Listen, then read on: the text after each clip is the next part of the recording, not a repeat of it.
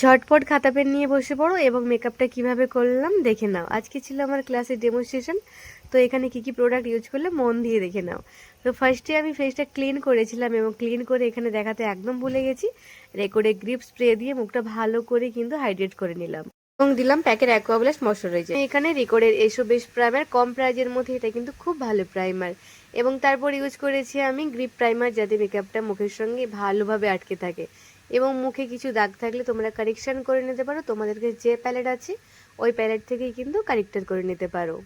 আমি এখানে derma palette থেকে কারেক্টিং করেছি এবং ফাউন্ডেশন হিসেবে ব্যবহার করেছি সোপারেলের ফাউন্ডেশন, আর কনসিলার হিসেবে ইউজ করেছি লরিয়ালের কনসিলারটা।